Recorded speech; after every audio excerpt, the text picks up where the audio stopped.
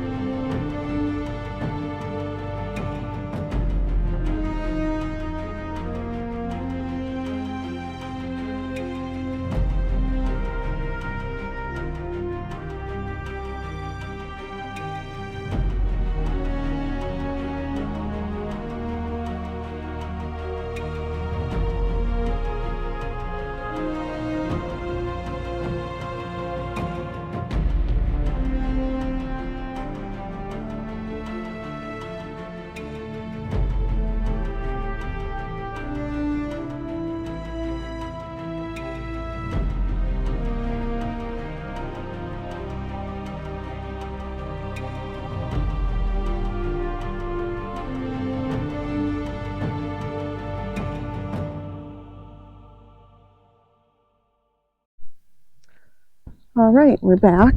We just drove down to the fishing pier.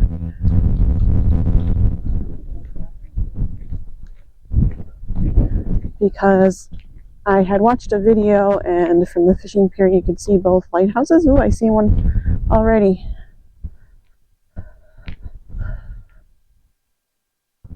Yeah, there it is. Nice shot. All right, let me spin you around.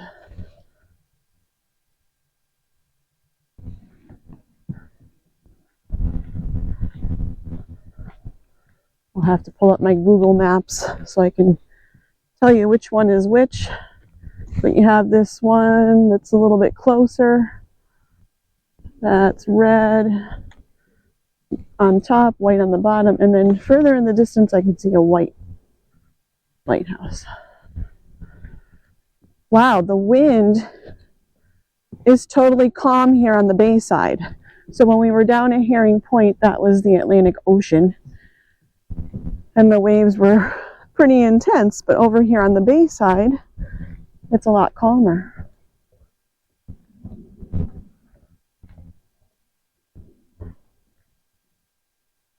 Oh, beautiful.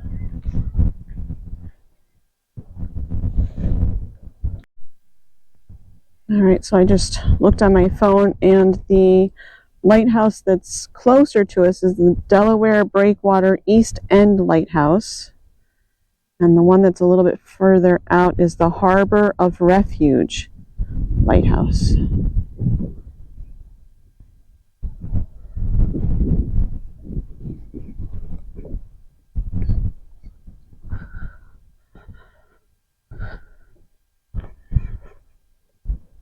So I think I mentioned that Cape Henlopen is the largest Delaware State Park. It's just over 5,000 acres. There are pristine beaches, mature maritime forests, prime nesting habitat, and a haven for recreation. Visitors can enjoy diverse habitats, abundant wildlife, the Seaside Nature Center, and Fort Miles Historical Area. They also have extensive bike paths and both ocean and bay beaches. This weather's been crazy. Last 2 days it was so warm and sunny, and now it's chilly. There was a rainstorm that went through last night, and I think tonight the rain is supposed to hold off until around 7 p.m.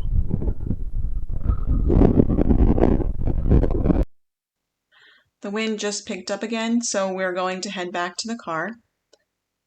There's a closer view of one of the fire towers.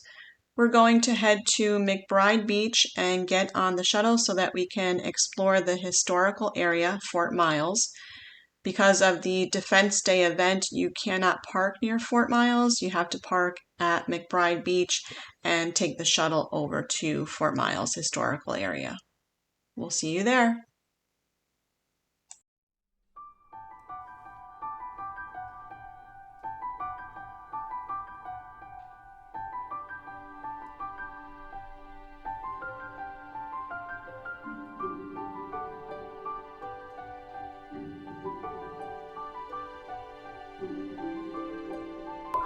Another stop along the way, we stopped at the Nature Center.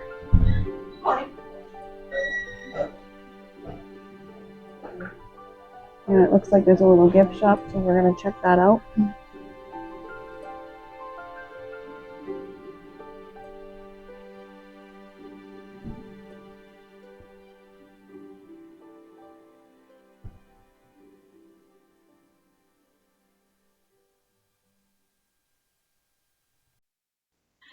This event was sponsored by the Fort Miles Historic Area of Cape Henlopen State Park in collaboration with FMHA, which stands for the Fort Miles Historical Association, and the Harbor Defenses of Delaware, who filled the barracks with exhibits and reenactors.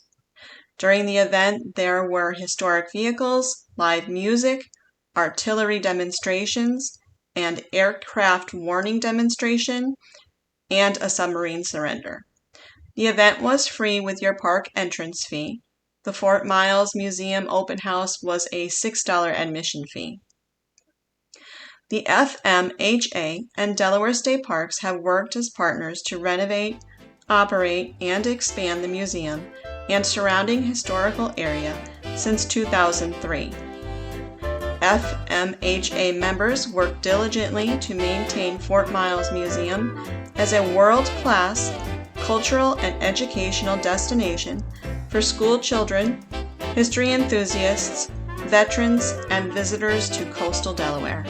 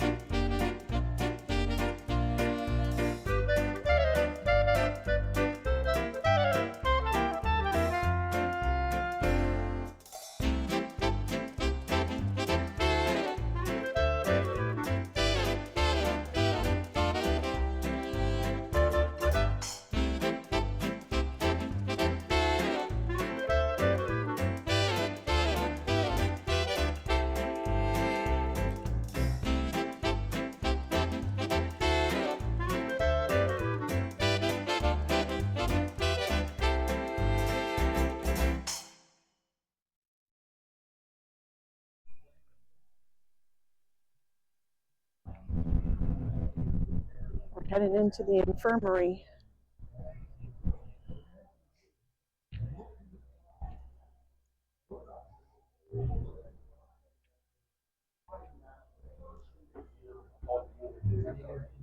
Again, you could end up pointed to the military as a chaplain. You start out as a second or first lieutenant. You already had all your civil credentials, and then they send you the chaplain. So about regulations and how they chaplain. They would come in like either the metal tubes with heavy thing everything. Pretty much anything that was medicinal or even your syringes, everything was like there was very little plastic. So if it broke, you were in trouble. Yes.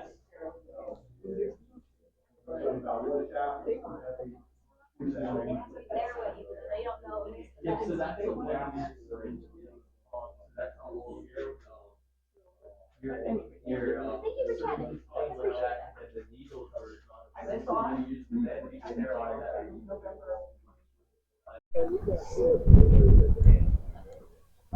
All right, so straight ahead is one of the fire towers. The 11 concrete fire control towers along the Delaware coast, including those at Cape Henlopen State Park, were constructed between 1939 and 1942 as part of the Fort Miles coastal defense system during World War II. These 40 to 90-foot towers were designed to spot German ships and U-boats, acting as eyes for Fort Miles heavy artillery. Soldiers inside the towers used specialized equipment to track ships and calculate coordinates, which were then sent to Fort Miles to direct fire.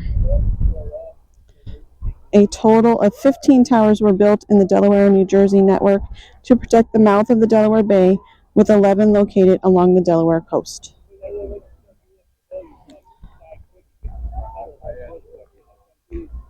And this one, I believe this is tower number 7. We can climb all the way to the top. You can see someone up there.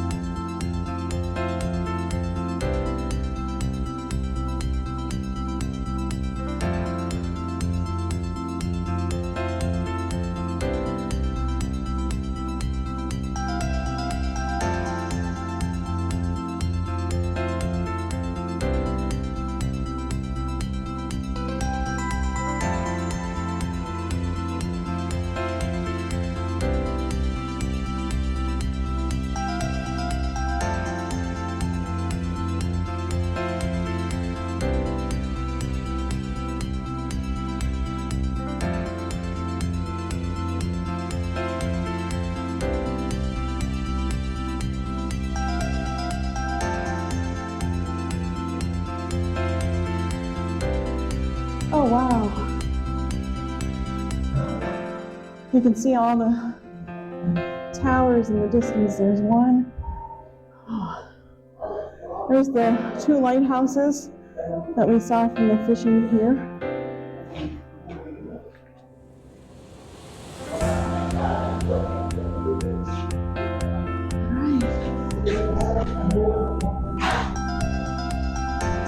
And final set of stairs. Here we go.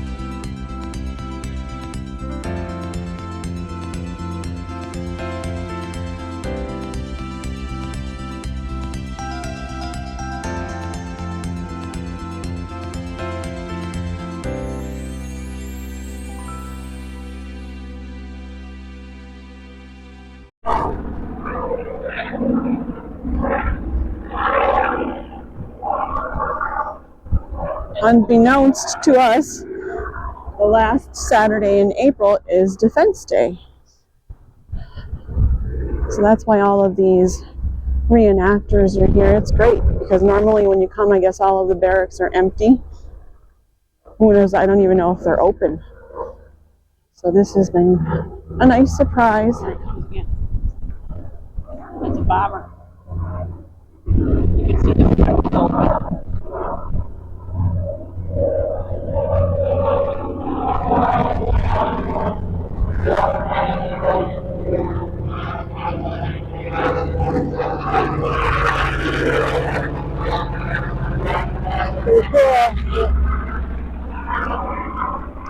All right, so we're headed back down to the Fort Miles Museum.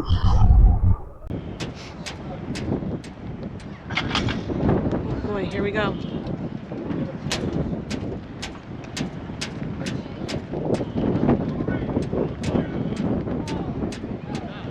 Oh! I jumped.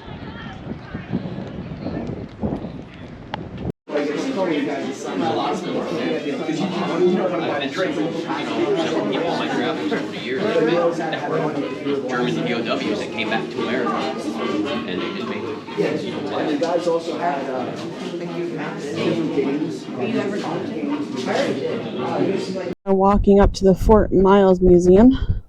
Fort Miles was a key piece of the nation's coastal defense during World War II. Today, visitors can tour the Fort Miles Artillery Park, Battery 519 Museum, 6 barracks buildings, an orientation building, and a fire control tower. Most of those things we've already done. We saved the museum for last.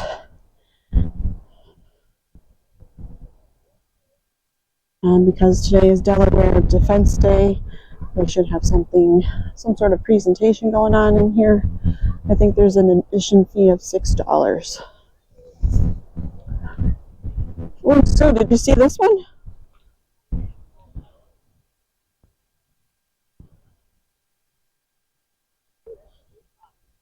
Wow.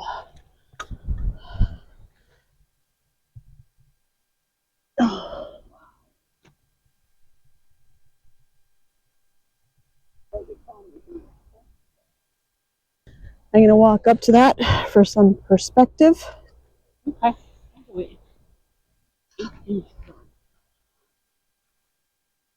This is an 8-inch gun.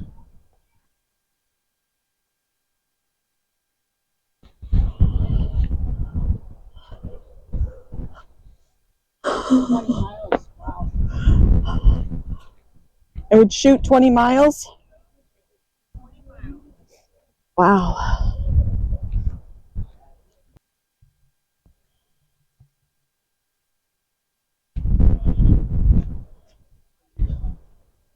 Wow.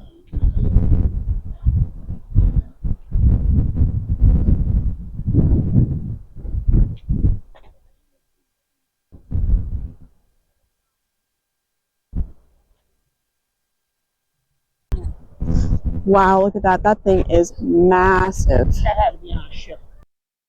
When Fort Miles was completed, its two 16-inch guns were some of the largest artillery pieces ever engineered by the United States, and were placed here to defend the coastline from enemy battleships. The two 16-inch guns that were placed here did not sit outside like this. They were placed inside Battery Smith, which is not open to the public, but its entrance can be seen behind the Biden Environmental Training Center just south of here. This particular gun's barrel is barrel 371. It was removed from the USS Missouri Navy battleship, which carried 9 16-inch guns on its deck. Barrel 371 was mounted near the table where the Japanese delegation signed surrender documents on September 2, 1945, ending World War II. All right, we're getting ready to head into the Fort Miles Museum inside Battery 519.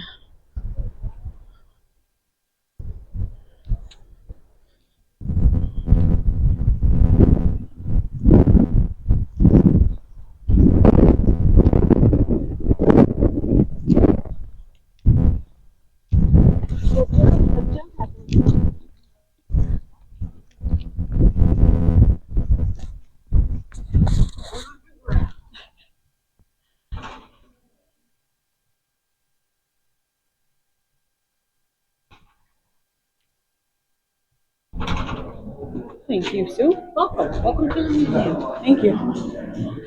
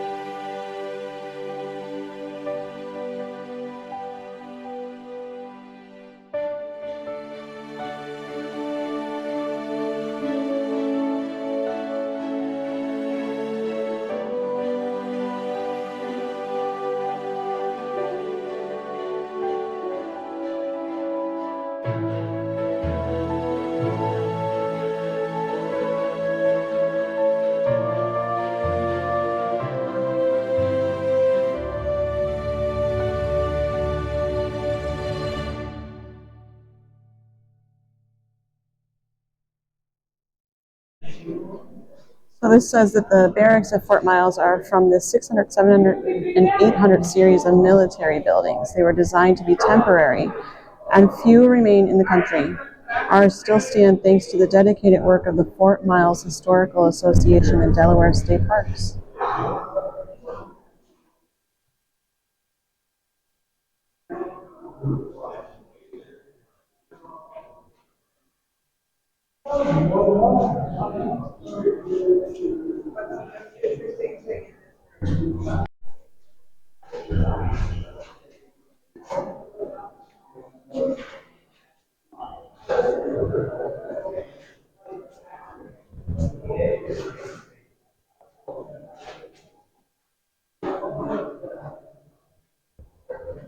So this is all about Riley McGarrah.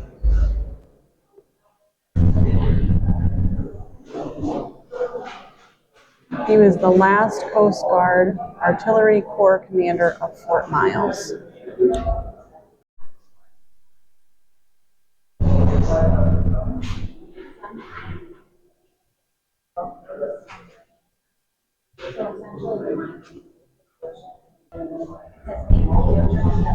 This M2 mine was considered lost until 2016 when it was rediscovered near the fishing pier.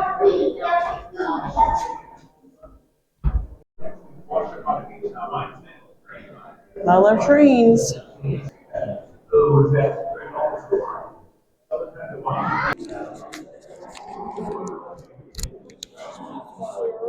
Oh yeah, there's one of the towers.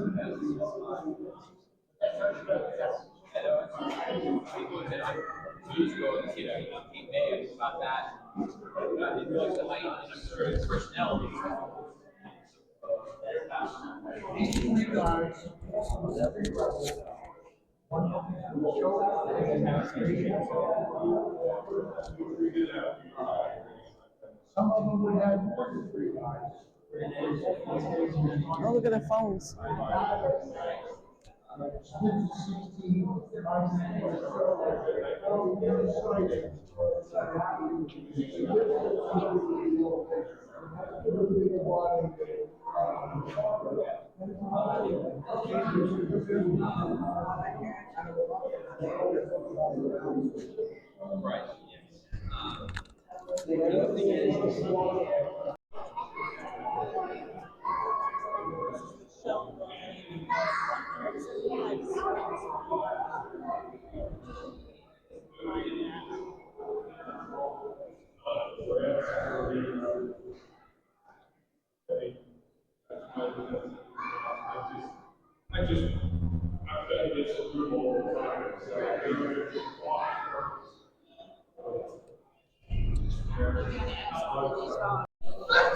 So this room is dedicated to Howard Schroeder.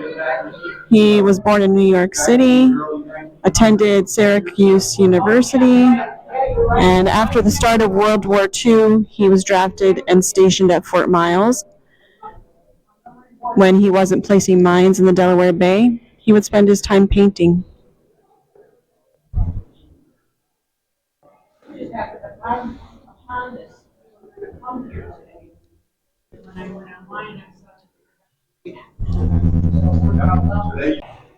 This is a 12-inch gun.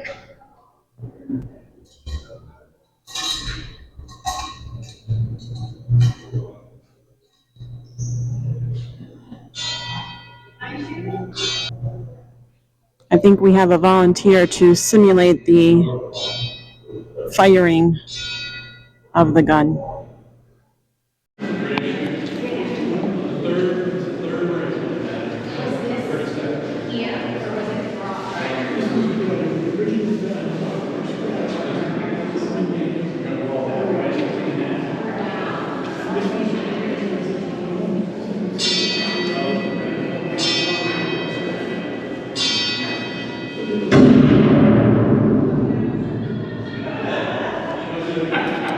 Music shop, all you soldiers, sailors, and Marines out there, all you gals in the service, we're on the air. Welcome by way of rebroadcast to Johnny Mercer's Music Shop with Joe Stafford, Paul Weston's orchestra. This is the reenactment of the German submarine surrender.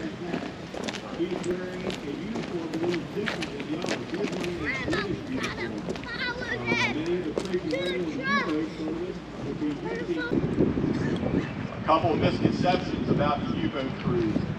These were not Nazis. They were not Nazi U-boats. They were not Nazi sailors. These were German sailors. They were free Marines. They were no different than our U.S. sailors.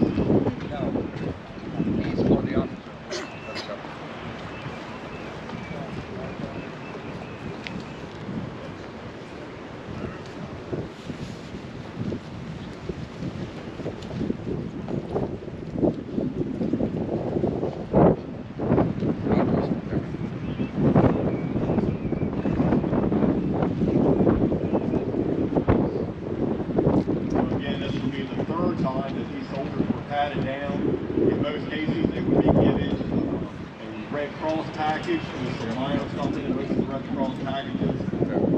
Servicemen overseas, but they were given some Red Cross packages that were arriving here. We treated these guys really well. They were not tortured and beat and everything else like many of our troops were when they were captured by the Germans or especially by the Japanese overseas. As a matter of fact, after the war, they spent 2 years in the United States as prisoners and then be released to go back home, in which case several other U-boat crews would actually come back over with their families and become U.S. citizens. 11 in Delaware and 4 in New Jersey. They were not submarine watchtowers. They just weren't observation towers. A lot of people have the misconception that they were lookouts for submarines. You can't see a submarine that's submerged at 10, 15, 20 miles away. All the attacks that were happening just off for a coast were happening at night. You had thought that it would be something safe to start running ships up down the coast under some light sky. The problem was that the city lights were and it actually makes a silhouette by a ship running with no lights on with a city lights. Thanks so much for watching my video. You're now viewing the photos I took during our visit. The Defense Day event at the Fort Miles Historical Area really added to our experience at Cape Henlopen State Park.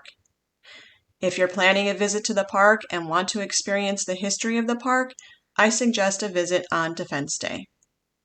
There's so much more to experience at this park that we didn't have time for. There are beautiful beaches, hiking and biking trails, and so on. If you're new to the channel, welcome. Please consider subscribing, and welcome back to my subscribers. I appreciate the support, and if you haven't already, please give the video a like. I'll catch you on the next adventure.